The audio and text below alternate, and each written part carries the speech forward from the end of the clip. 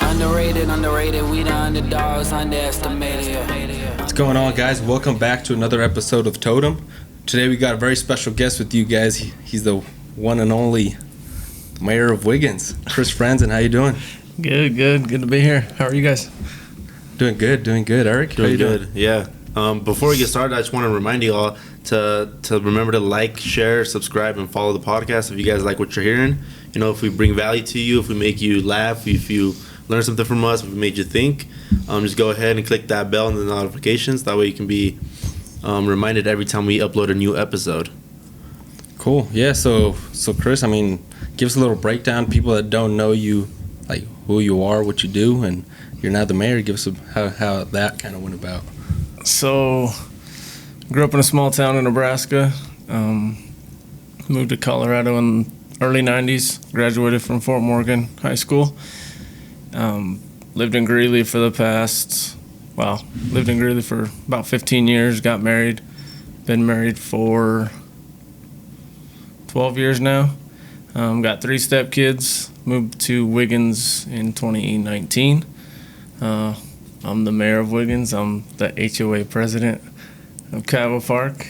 I work in the oil and gas industry on the natural gas side of things, and I also do landscaping, dabble in rental properties, kind of keep myself real busy. Pretty much all over the place. What brought you to Wiggins?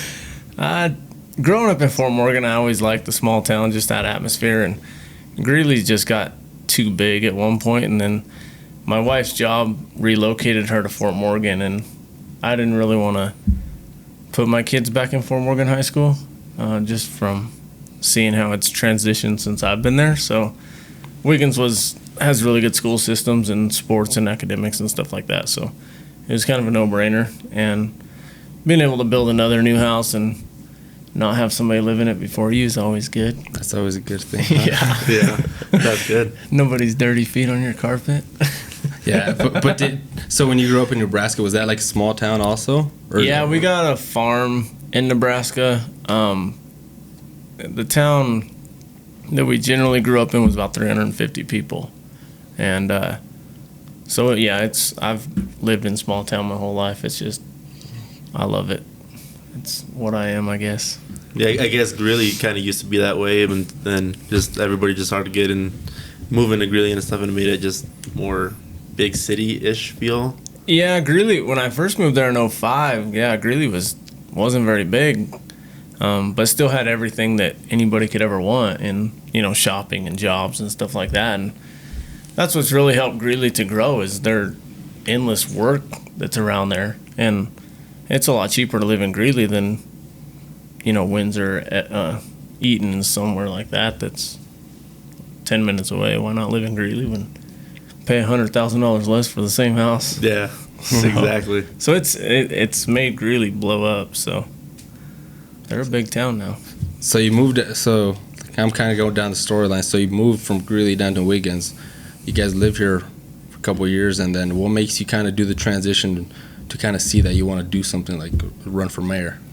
So I'm one of those where I can sit here and complain and nag and stuff about what's not getting done or what I think should get done or something like that, when I guess I have the opportunity to step up and be kind of a leader or somebody that works on a team with other trustees and stuff like that to help the town get in the right direction to just ensure longevity for the town, for the residents that live here and stuff like that is my big thing, and that's why I chose to run for mayor. I do have a lot of people, a lot of support around here, whether it's Old Town people and stuff like that really kind of were like, hey, you'd be good at this. You should run for mayor. And so that's another reason, but a lot of the reason, too, is my grandpa was the mayor in our small town for 24 years. So I saw what it took kind of to run a small town and what you have to do to make it work, and he was kind of always a big inspiration to me. So just watching him and being side by side with him kind of really drove me to want to be a mayor. So So were you like always interested in like in politics and stuff like that, or? So I hate talking politics, honestly, because our government's so corrupt. I don't care what side you're on. They're both. They're both. Yeah. For the people listening, what do you identify as if you had to choose? Oh, a Republican. Okay. So, I'm a Trump supporter. I support Trump. I support Trump just because of his business aspect of what he brought to the country. The policies, then, I guess you could say.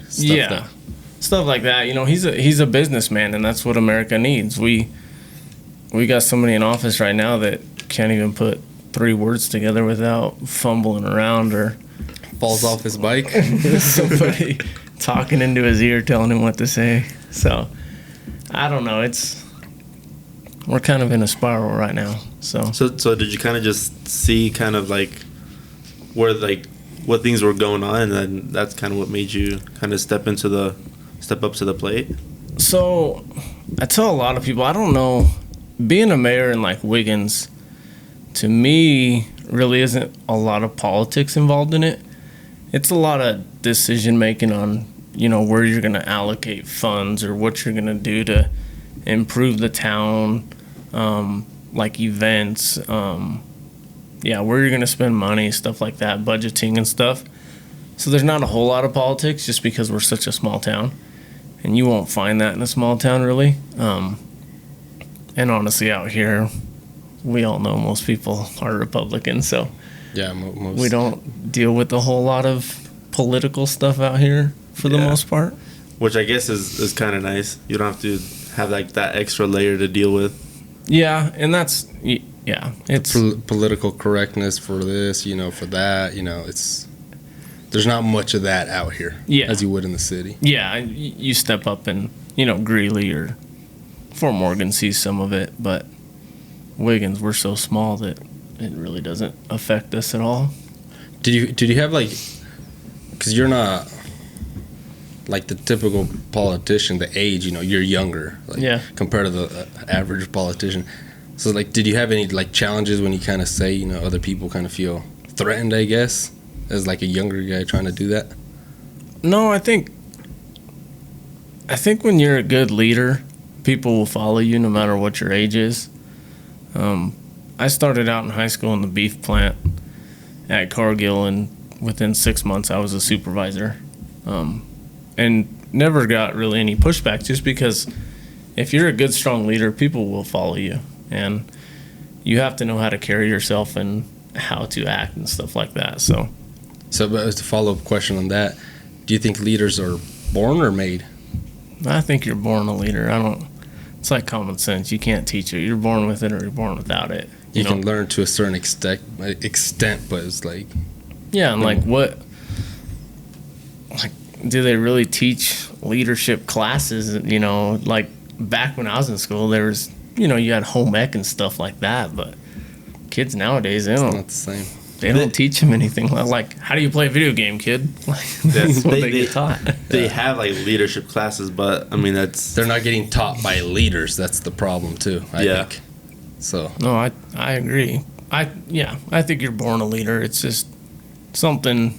I think some of it has to do with your upbringing and how you're raised and stuff like that. And I grew up on a farm and woke up super early every morning, had to feed animals, and summertime was spent outside, you know, helping dad and mom. So it's not like I guess I kind of keep going back to like the typical politician. Like you've actually like worked in the jobs, I guess, that now you're helping out in the community, you know, like the people. Yeah.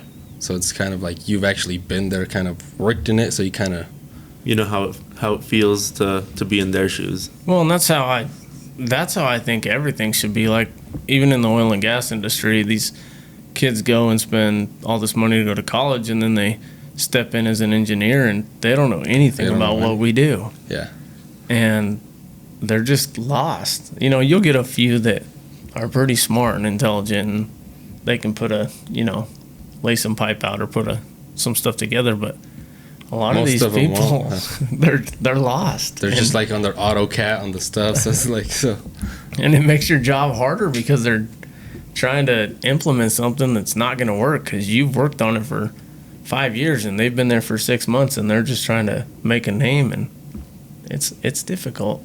So for jobs like that, I imagine it'd be a good like prerequisite would be to actually work on the job for like a year to at least get the feel for it before you just come in and try to change everything. And that's how I think everything should be, and that's why, whenever I start something, I want to start at the bottom. I want to know what it takes to make it happen. It's easy to walk into a job and just be a boss and not know what those people go through every day or what they're doing just to make the process work. So I think it should be like that almost in every industry now, because now if you're sitting as a boss and you're telling people to do something, now hey, these guys might be a little tired, or there's the easier way to do it and stuff. But that's the problem with a boss and a leader.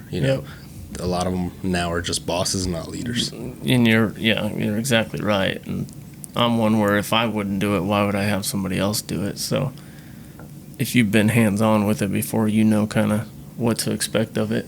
Yeah, for sure. Then with all this kind of so it's, you just named all these kind of things that you do. Like, how do you, I guess, balance it? How do you manage your time with all these? How do you manage it? Because you have a full-time job, a couple full-time jobs, I guess. Yeah. So, and then you got a family and stuff too. So how do you do it? It's difficult at times. You only get so many hours in a day to do some stuff. My wife is pretty awesome and kind of knows that I'm kind of a go-getter and like to stay busy, so that's always good. Was she pretty supportive when you were like wanting to go for Maine or stuff, or was she just like, oh? Yeah, she was. I don't know necessarily if she knew exactly what it all entails, because there's some times where it can be pretty busy.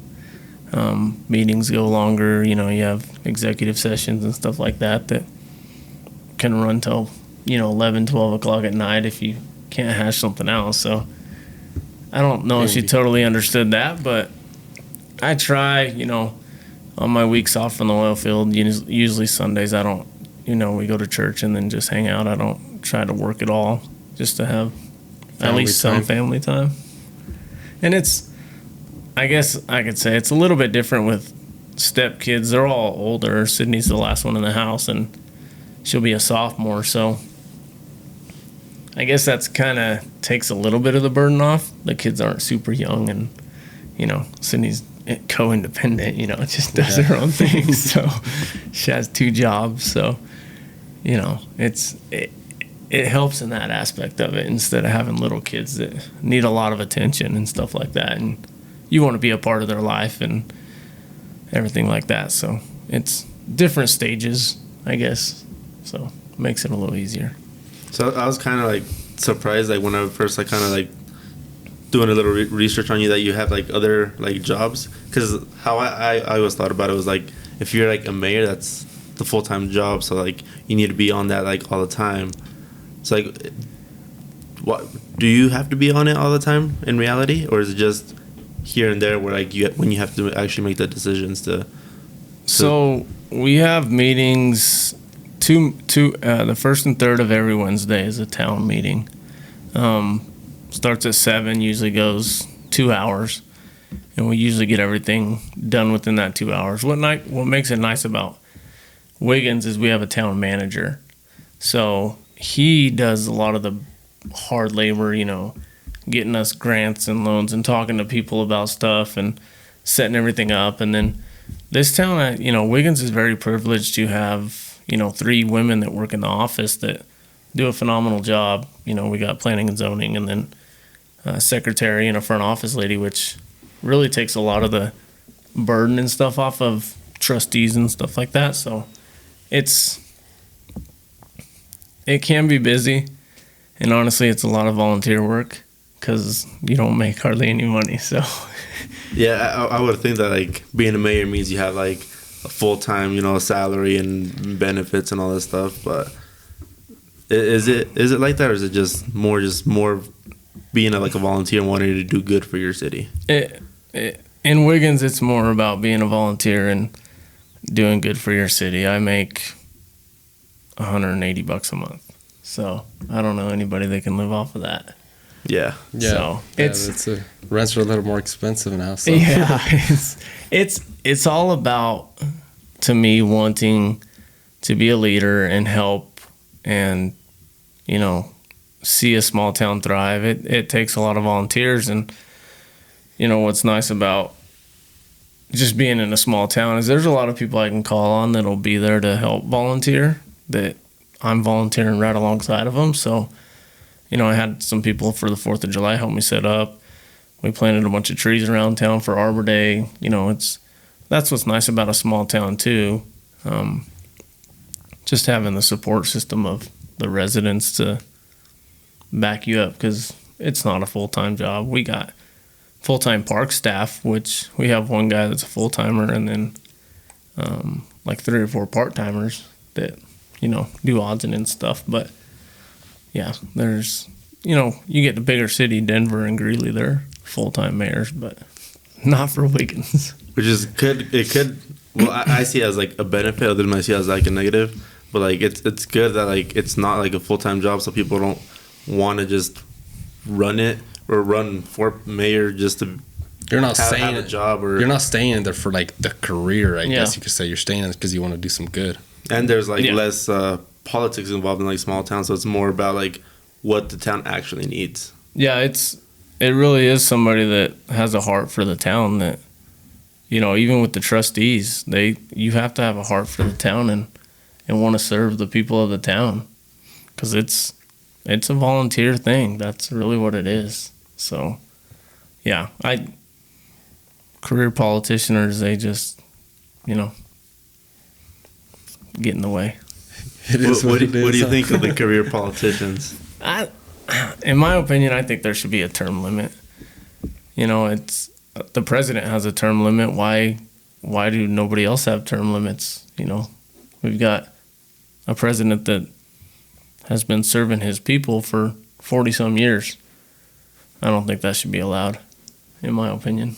Yeah, it's like the main guy is limited to 2 4-term limits. Why does everybody else get just to run do it for the whole life? Their whole life, yeah. I guess they're kind of like their contrary. They could say is that like they get somebody new in there and they're not going to know what to do. I guess that I'm just saying, like, playing devil's advocate, but like that's what they would say. Like, we're gonna get somebody new, they're not gonna know the whole system, and then the whole country's gonna be, you know. Yeah, but new blood is always a good thing, because they always have new visions and new ideas and new, you know, philosophies or whatever. But when you get some of those people that have just been in office and they're in it for themselves, really, that's all they're in it for, you know. It's a job to them, and it's their career. Yeah, that's all they do. They also bring like more of a if they would have like newer people like coming into office, they'd be actually like live with like the new technologies that are going on nowadays, because like back then, like a lot of these career politicians are like pretty old. Yeah. Didn't grow up with cell phones and all that stuff, and now all these kids and all these, you know, younger generations are growing up with all that stuff. And then it just reminds me of when they're questioning Mark Zuckerberg about Facebook. They're like, what is Facebook? How does it actually work? Like, they didn't even know what it was, and they were trying to like put like limits on, accuse them of stuff. Yeah. It's because I think it's hard to teach old dogs new tricks, or they don't want to like learn new stuff. They're not as open to it, so they'd rather just put limits on it instead of trying to learn it. I think. Yeah. No, I agree. It's something that needs to be looked at, I think, for term limits. If it'll happen, I don't know, but I think it'd be beneficial for the country. Yeah, for sure. Another thing I kind of want to talk to you about is like, so there, you know, the primaries were just going on a little bit ago. So me and Erick were kind of like, I don't consider myself left or right. I mean, I'm kind of in the middle. Like, you know, there's stuff, there's good and bad from both sides. I mean, I like to see it, like, if we can't see good from both sides, then we're not being like really we're not doing the right, I guess, analysis of it.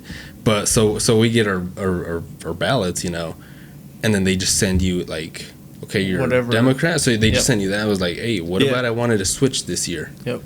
Yeah, well, But they didn't give you the option. No, whatever your affiliation is, that's the ballot you get. Yeah, that's kind of what caught me off guard, because he's like was unaffiliated, and then so he got both, and I was like opening the mail, we're waiting to get both, and I was like, wait, what's going on? Which one did you get, Eric? I got the Democratic one, But I think because you just grow up, knowing believing what other people say, like, oh, Democrats for the poor and Republicans are for the rich. Mm-hmm. So then that's the mentality that I kind of had. So I was like, oh, I'm not rich, so I must be Democrat. which, in all honesty, I think is a false narrative, because look at now, it's people are struggling to make it to pay their mortgage because the price of anything now, Fuel, food, everything. and we've got a Democrat in office, and he's not for the people of America, and it shows, because there's a lot he could do to change what's going on. You look at these other countries, and their gas is still in the dollars, and we're sitting here almost $5 for a gallon of gas, when somewhere overseas is $1.80. So that right there tells you, we could be energy independent easily. And when you have the creator of Tesla coming out and even saying that, we'll never be solar powered, we have to have oil and gas, that kind of tells you something. Because that's going to, if you see, it's going to be negative towards his business, Yeah. and he's saying it, so it's Yeah. like that's raises some questions. And just going a little bit back to it, I was thrown off guard. Like, even if I am like a registered Democrat, like, why can't I just get both ballots in the mail and then make a decision then? And then, because like I also went to go like in person to try and like vote to see if I could change my affiliation, get the other ballot, and see what was on there. But then there was a limit. There was like a deadline you had to switch by. Yeah. So it was like a month out, and that kind of threw me off too. Like, do I really have to like do this way in advance instead of just doing it like right then and there? Yep. So it just got me kind of upset. No, it's And that's the thing, kind of like that I was telling Eric, that we're a little more educated and stuff, not completely, but a little bit more on stuff like that. Yeah. And if he wasn't like aware of that, the average person isn't going to be aware of that. And like you're saying, the president now, it's kind of iffy. Yeah. What happens when elections come around? And like, not all of them, but some Democrats are like, hey, you know what? We're going to go Republican. And they didn't know about this. Now they can't vote Republican if they want to, because they're registered Democrats. So it's like, it's kind of rigged. I don't know, I guess. Well, I don't know if that's the right word, but I think you got to look at it this way too, though. This was just the primaries to decide, which Democrat and which Republican are going to run against each other. So come November, when you get your ballot, you could vote all Republican, even if you're a Democrat, because they're both going to be on the ballot. So that's when, the citizen needs to, look into who is what and what their views are and what they want to do, and then decide, because you may have a Democrat that has a better view in one particular aspect, and then a Republican, in Congress or something that has a different view. So, you could vote Republican and Democrat. I've done it before. Because for the primaries, like for the Democratic side, it was all, they were all already in office. So it was just like, I think it was like two options. So it was like, why even like bother to vote if they're already in there? But then it's like, just because they're like registered Democrat, they can't really like have a say in what happens with the Republicans. But if their votes kind of being wasted on the voting for the person already in office, then why can't they go in and vote for like the Republicans? Yeah, no, it's just to let you know. It's just to let you think that your vote is counting. I think, because they're kind of like just like erasing like half the population and just going with that. So it kind of, I think you should be able to get both for the primaries and be able to make a decision, see where you want your vote to actually go. No, and I agree, because even when it comes to the primaries, you have 2 or 3 or 10 different Republicans running against each other, and some of them may be corrupt. And if they're the ones that end up winning, then, you know, you're stuck with choosing one or the other. So Yeah. I totally agree with you. I don't know why they do it like that, but They should do it like the official presidential The ballot. Like Yeah. they have both sides on there. Yeah. One ballot with both sides. Make it a lot easier and probably even save some paper. Yeah. We'll see where that goes. We got plenty of paper. They just keep printing it. Yeah, there you Yeah. go. That's a whole nother rabbit hole. That's why we're in the situation we are right now. Uh-huh. But I wanted to get some takes. So you say that you thought you could do some good in the community and stuff. Do you have some goals that you kind of would like to get accomplished while you're here as a mayor? For Yeah, Wiggins? and it takes, me and the other 6 trustees to make it happen. But I would like to see, infrastructure in this town, whether it's businesses and stuff like that for people to eat out, shop at, or just businesses that employ residents of the town, and that's what'll keep this town surviving, because you get to create that tax revenue off of that, and that's what will be beneficial. I'd love to see some more baseball field, some football fields, baseball fields, a rec center. I would love to see all that, and I know a lot of people that moved to Kiowa Park were shown this swimming pool when they moved out here, but the price tag wasn't on there. That's a $45 million swimming pool, which the city of Thornton would have trouble paying for that. And they expect a town of 1,500 people to pay for a $45 million swimming pool. It's not going to happen. But It's where they get them. I think there's other things. A rec center would be awesome. Something for kids to go and hang out, shoot hoops, and just somewhere for kids to be and, keep them out of trouble. But I would like, infrastructure, roads, streets, stuff like that.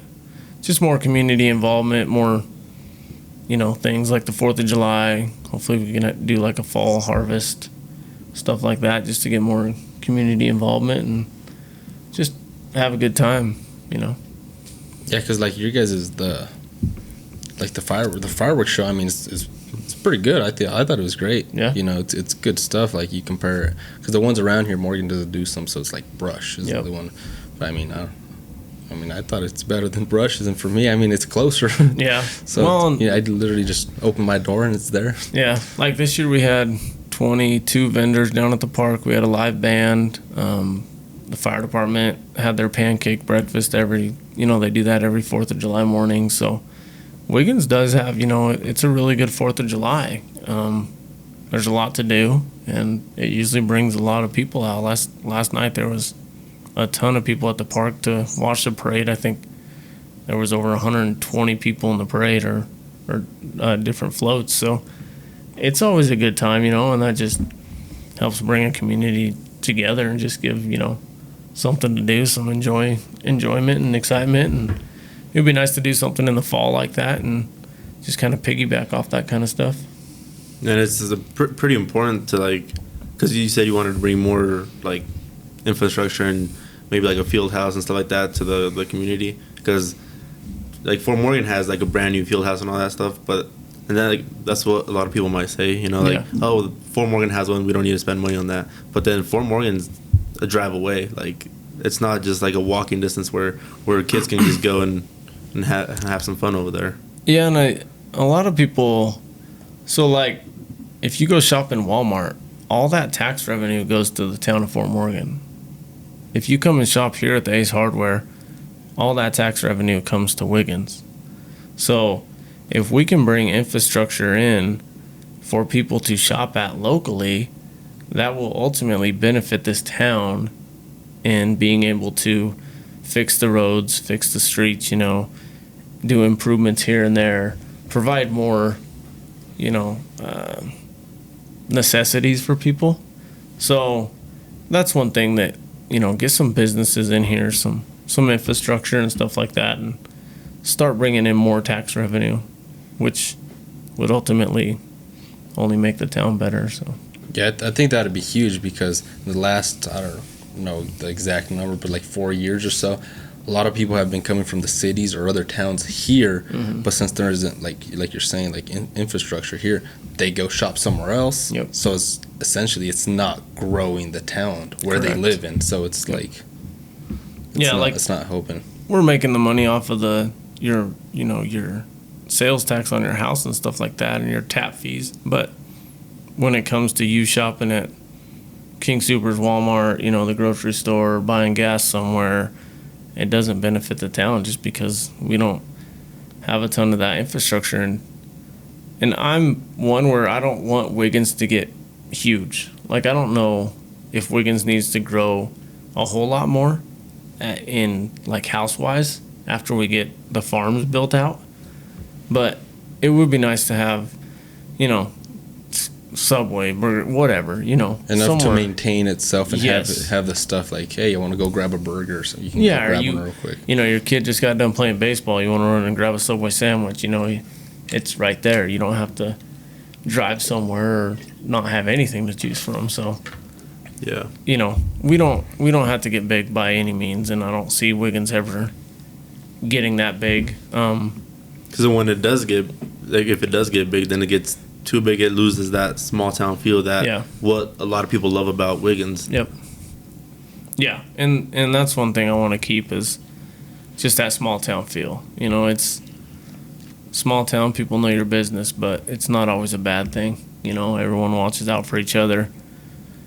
You start to grow, you get more crime, you get more just stuff that you don't want in your town the more you grow. You can't really, I guess, control it as Yeah. much. You could just, Well, you get so big, you just start bringing in everybody and anybody, and it's not always beneficial. It's good to keep the classroom small, better learning and stuff like that. So in my 2 years, I don't think we're going to grow much in residential, except for the farms, which are building out right now. So, but and then what's your take on that? You said to keeping the classroom safe.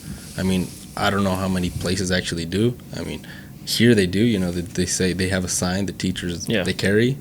Obviously, they don't tell you who it is, but they carry. So, I mean, that's bringing safety to it. Like, do you kind of like approve of that? Do you back that? I'm big on Second Amendment. It's everyone's right to carry, and I think everybody should carry. And when it comes to the children, that's the next generation of America that's going to be running this country, and it's our right and our obligation to keep them safe and provide a good education for them to help them succeed and be good individuals of society. So I'm all for carrying. It's something I think everybody should do. So Go ahead. On that, I was going to ask you, like, since you're mayor, obviously not all the teachers would be open, like, that they want to carry themselves. I think they should also, too, that they all should. But could there be something maybe for them to be able to, like, they haven't used one, some education on firearm or something, if they would, that the city would help them out, or I don't know if it'd be the school that would help them out. Be like, I would like to carry, I want to protect the kids, but I don't have any training. Yeah, so that would be more like on the school side. The town could use the police force to, we got some qualified police officers that can teach concealed carry. So, we could work together and teach people. And, another thing I think, just education on safety and gun awareness, and making sure our classrooms and the school's secure, like doors locked after 8 a.m. and, you got to buzz in to get in. And that's one benefit about Wiggins is you can't usually get into the school unless it's, you got to buzz in to get in. So And it's usually it's a smaller town too. So like, if you see somebody like walking around the school, you're like, hey, like, you know, everyone kind of knows each other. So like, I think that's normal. Everybody's either like at work or at school, so if they're just walking around, you're like, hey, what's going on? Well, that's, you know, that's why I said that's what's nice about a small town. It's people watch out for each other, and they may know everything that goes on, but it's not, you know, always a bad thing, because if you see something out of the ordinary, speak up, say something, because sometimes it's not what's supposed to be right, and if you'd say something, you may end up saving a life or, you know, stopping something from happening. So how does something like that get like implemented at the school? Is it something like that the school like has to like have a conversation with the city and then with the community to see if it would be something that they would support, or is it kind of just like the school kind of does it on its own? And so that would be more like the school district, because you have your teachers union and your school board and everything like that, and that would be more on the school side. We could work together just because the police officers are staffed by Wiggins. The middle school, high school here has a security guard, so they've got that aspect of it, but a lot of that would start at the school district level, and then, you know, get the town involved with the police or whatever else they needed. Okay. Yeah, because I wasn't sure if it would be something that's like the school is like, hey, we're going to do this whether you like it or not, or it's like the school first comes together like, hey, we want to do this, and then they present it to the city and the... No, the school can pretty much do whatever they want, you know, in that aspect of it. That's their building and their grounds, so they're part of the town, but that's why they have a school board. They also, you know, have individuals that live in this town that are on the school board that vote and come up with decisions on what the school does. So that would be the school could enact, you know, whatever they wanted on that subject or aspect of it. So okay. No, that's good. No, good. Well, I appreciate you, I mean, coming on with us, giving us your takes on some of the stuff that you have, and I mean, it's some good stuff. What do you got, Eric? No, we appreciate you, you know, taking time out of your day to come and chat with us. No, I appreciate being on here. It's something I've been trying to do for a while. It's just something run. Yeah, So. something different. That's good. Yeah, I guess like we said at the beginning of the show, if we brought you value, if you learned something, if we made you laugh, made you think, or anything, you know, just please share it with one other person. Remember to just like, share, and subscribe on the podcast, and just remember that an act of rebellion is to question. Okay, thanks, guys. Thanks. Yeah, Appreciate it, Chris. Underrated, we the underdogs, underestimated.